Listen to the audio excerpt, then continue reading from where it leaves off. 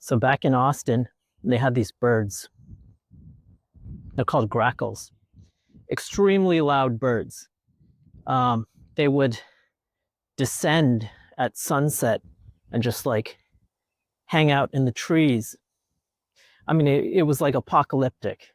It would just make the sky black. And I used to enjoy watching what they did. And they would come out of the trees in like a V shape. So it'd be like a small group of them.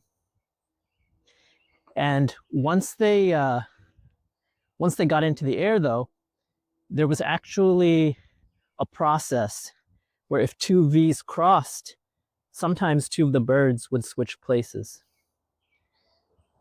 So what's happening is that they start off in one group and they may switch into another group. And they keep doing this. They keep going between the trees, some of them switching and some of them not. I don't know how they decided, but it really seemed like they were optimizing for something. You know, it wasn't just random. So somehow they were finding their group, their flock. I thought it was interesting. How do people find their group? How do people find their flock? So I think it's non-trivial. I mean, first of all, people are really designed to live in groups.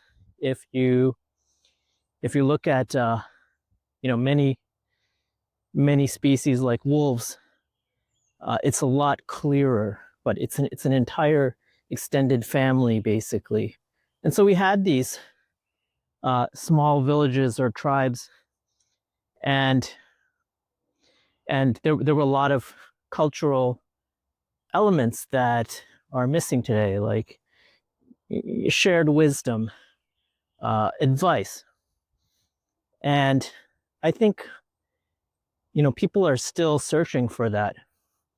I mean, if you're looking online, then you probably are too. And you might find it, but not in that way, right? And so that's interesting. It's this process that sometimes they call this atomization, but you start off in a large group, and then over time the social structure changes. You end up in smaller and smaller groups, eventually nuclear families, but that can be rough to maintain. And then you end up in smaller families, and eventually like no family. You're just like alone. And so what do we do?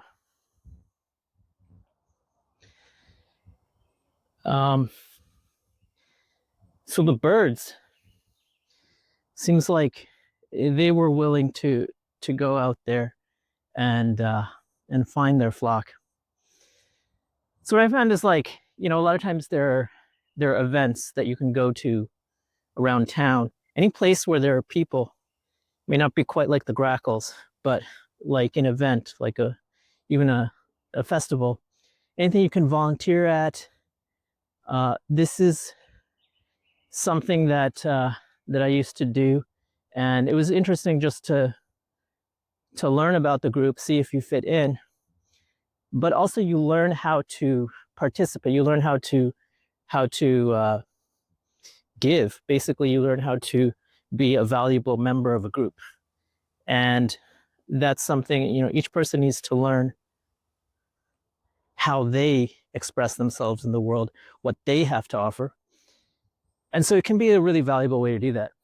And if you're not totally comfortable with large groups of people, I used to volunteer at animal shelters, and so you can learn a lot from animals.